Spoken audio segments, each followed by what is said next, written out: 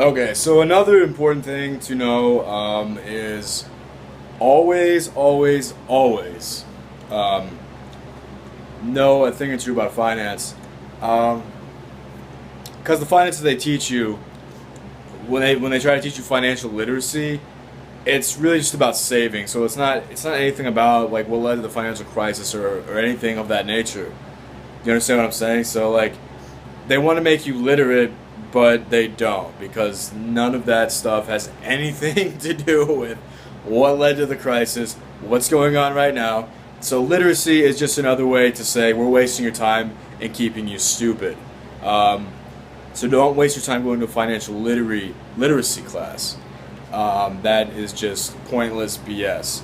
Now, oh yeah, this is the main thing. I want to talk about this. So you'll notice I have blue eyes.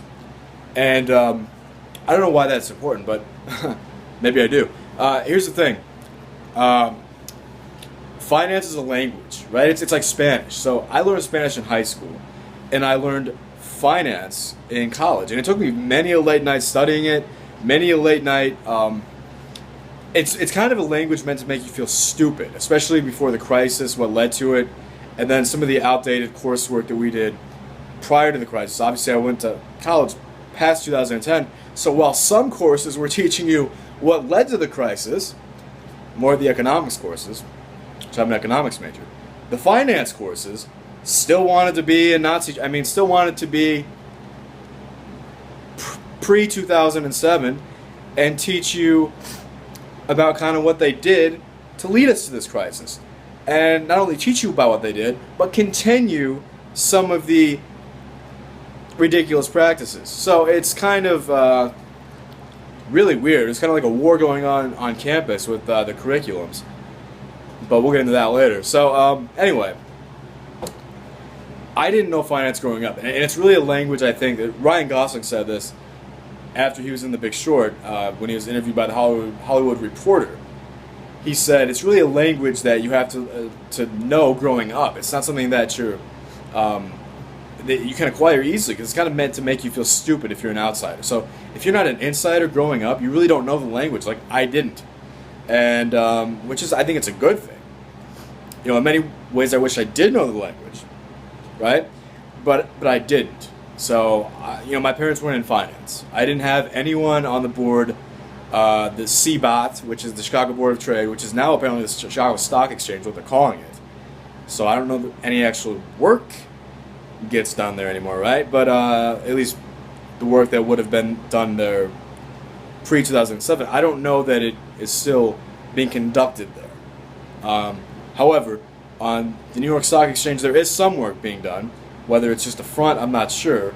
But, you know, you can still invest, and investing is different than the financial system, and it always has been. But I think the main thing is it's a language that if you don't know, if you have no idea what the hell they're talking about, this lingo, it's a different language and it's a different lifestyle than anything you've been accustomed to. And if you didn't grow up in parts of Long Island, Brooklyn, upstate New York, Westchester area, Jersey, and parts of Chicago, where the big boards of trade are, with NYSE and the CBOT, Chicago Board of Options of Trade,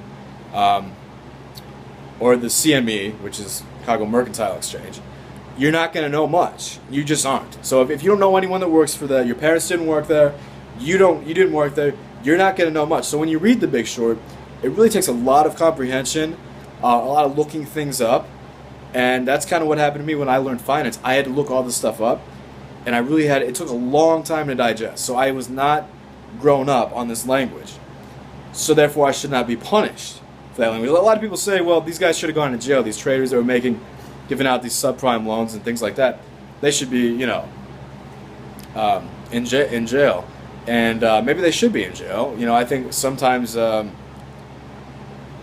gets lost. But yeah, no, I don't know what else to say about that. But it's definitely a different language, and it's responsible for a lot of the stuff we see. And like every other time in America, or across the world, when something goes wrong in the economy, we punish perceived poor people and immigrants. So Now, have you some immigrants were part of this, so and some of them were just, you know, being beaten as a result, and that's really messed up. That's all I got.